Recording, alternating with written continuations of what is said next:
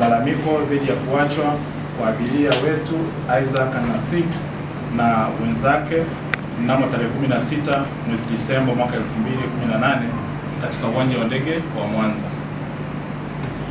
Baada ya taarifa hizo kusambaa, uongozi wa kampuni ya ndege umefanya uchunguzi wa haraka wa malalamiko hayo na kubaini mambo yafuatayo.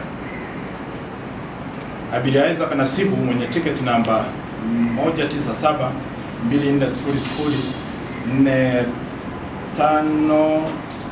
19724545865 ya kampuni ya ndege ya Tanzania alikuwa katika safari ya kutoka Mwanza kuja Dar es Salaam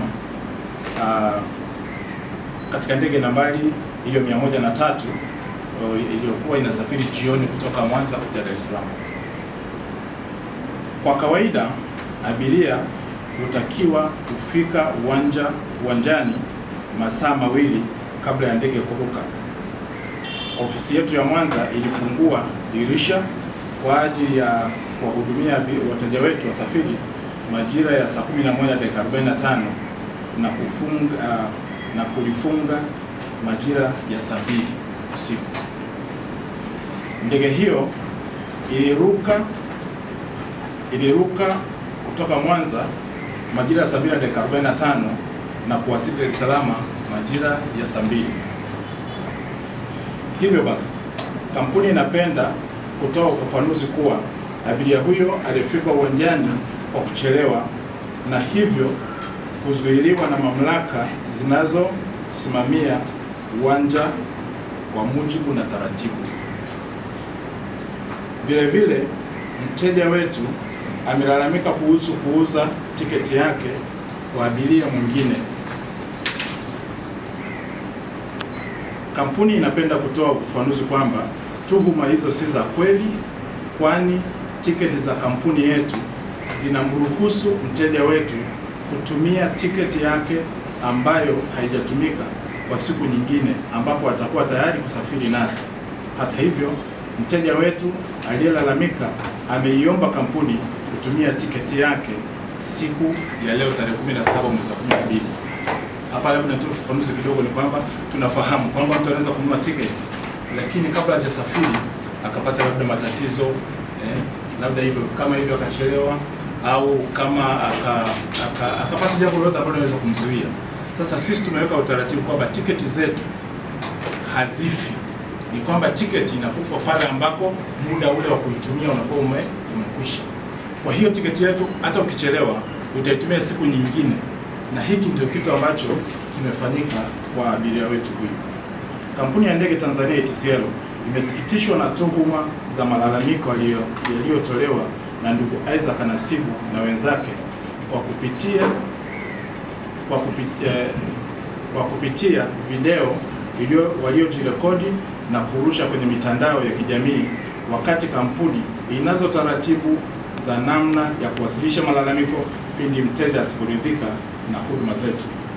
Kupitia ufafanuzi huu, kampuni inapenda kutoa wito kwa wateja wetu kuzingatia muda unaoonyeshwa katika tiketi zao ili kuepuka usumbufu usiokuwa wa lazima.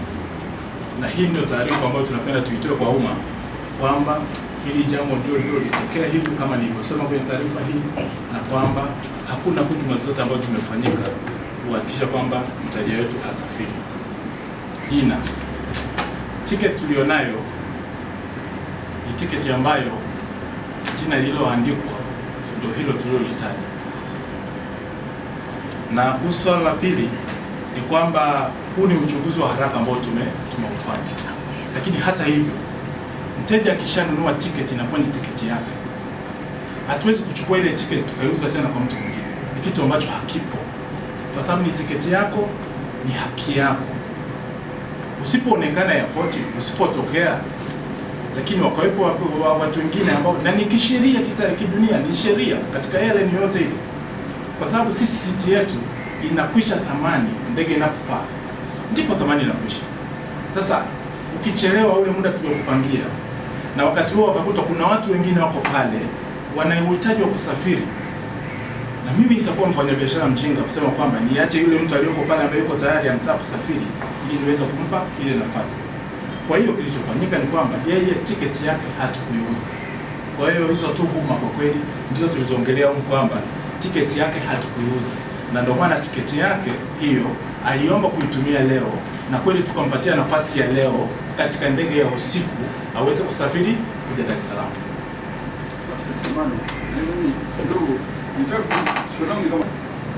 Jina tulionalo ndio hili. Kwa hiyo haiwezekani kwamba hiyo tiketi ikawa ni baada ya kuuzwa. Hapana. Kwa mtu anajina hiyo. Hapana, ni kabla.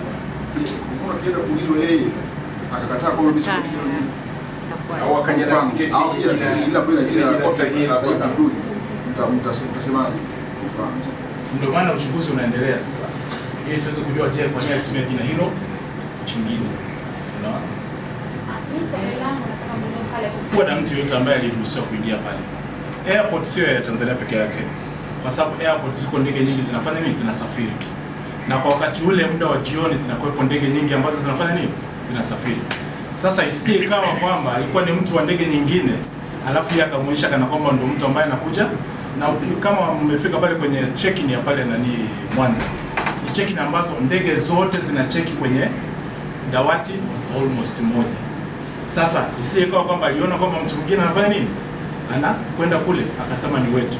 Lakini sisi taratibu zinakuwa hivi za uwanja wa ndege ni kwamba kila ndege ikishafikia check-in kwamba time ile imekwisha kucheck-in, wale watu wa airport ndio wanakutaarifu kwamba tayari wale watu wamefanya nini.